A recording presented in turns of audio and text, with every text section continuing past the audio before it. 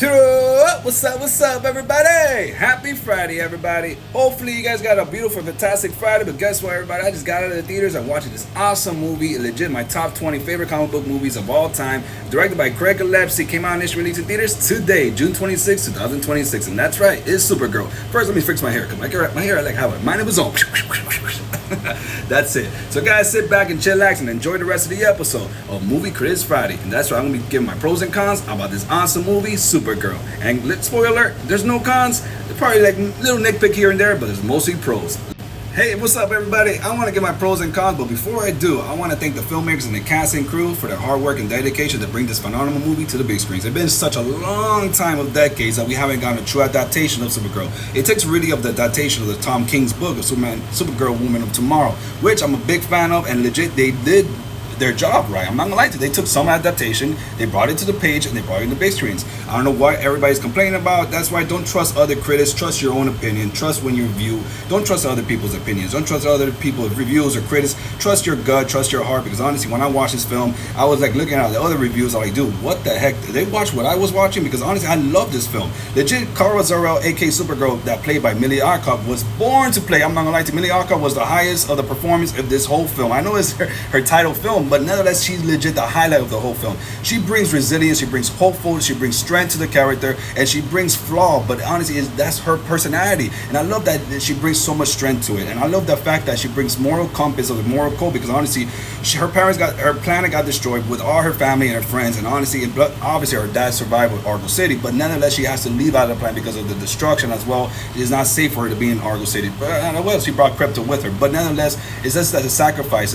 She could go to the route of the revenge plot, because obviously Krem took something away from Rudy at her parents, but nonetheless, Kara Zor-El imbued in Rudy's mindset. Legit, do not be that what Krem is, a monster, because honestly, your parents did not raise you to be a monster or be a killer. You have such a good heart, and Rudy throughout the whole film, legit, you see that she has a good heart, good soul, and she even told Kara Zor-El in the green sun when she was dying there, she would say, you're a good person, you're a good heart, you have a good heart. And that's why in the sunlight beaming on this crest of Superman, that's why it's such a beautiful moment. I cried in the scene of legit. I cried twice in this film. The scene of the legit got me was legit. Krem shot Krypto in the heart, and the second time when she was legit became the light of the guardian of the light. I'm not gonna lie to you. When she became that Supergirl with the light and beauty in her, when everybody saw her in that spaceship, oh my God, I got tears in my eyes. But I cannot give so much a good performance. Legit, she's such a good performance. I love her performance. I love everything that she brings in the character. Legit, she is Supergirl, and I love the legit they brought adaptation from the comic book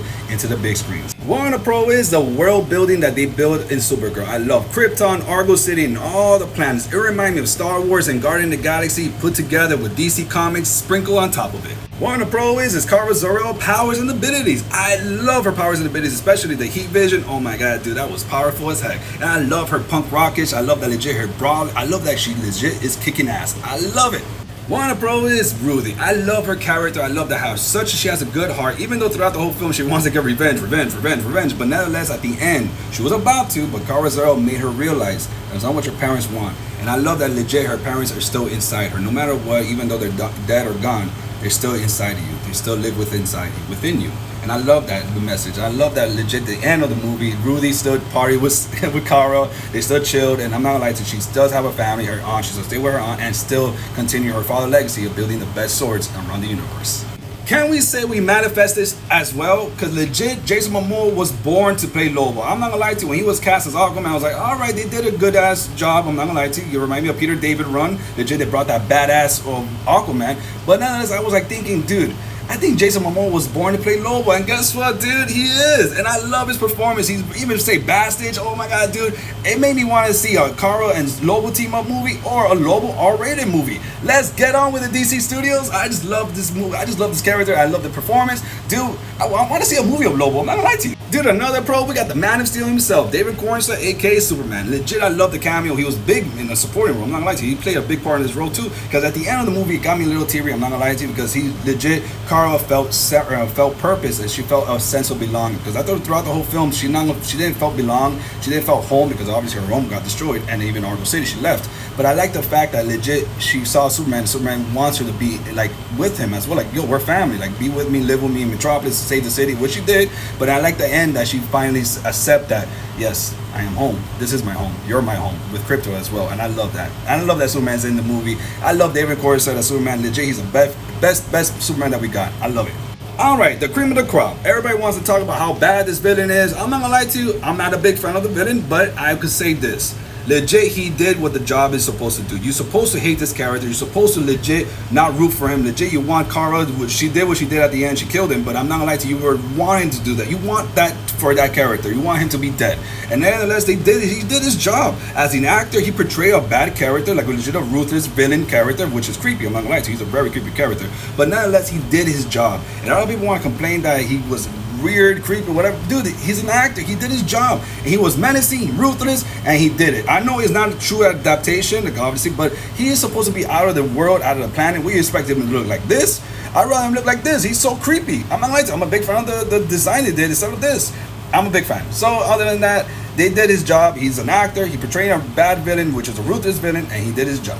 All right, this is half and half. We got a true adaptation of the book of Supergirl, Woman of Tomorrow, half and half. That's where the nitpick a little bit. But nonetheless, the reason I love about it, that it's the first time in history of DC Studios. I know we got some references of comic book references throughout the DC comics, DC lore, but we never got a true adaptation of a book to a page of the screen. And legit, they did it. They did it with this one. I know they tried, but you got to make it a storyteller. You cannot crumble all the books into this movie. They did some of it. They took some inspiration and they brought it into the big screens, and I love it. I'm a big fan of it. Let's go. One of the pro is legit when Kara came in home, legit when she arrived in Earth, when actually where the Arctic is, where the Fortress of Solitude, does it remind you of Supergirl in the pilot scene? I'm not gonna lie to you, that kind of paid an homage to me. I'm not gonna lie to you, I'm a big fan of the CW show Supergirl and Superman and Lois and Smallville, but nonetheless I love that they paid a homage to Super. What I say, everybody, I know it's a long video of Movie Critics Friday. I just love this movie so much. But I just want to give my true message, my PSA. Don't trust other critics. Trust your own heart, trust your own gut, and trust your own review. Don't listen to others people. Just listen to what you feel. What you feel when you watch this movie. Do you feel good? Do you feel bad? Other than that, just listen to your true gut. Listen to your heart. Listen to el corazón.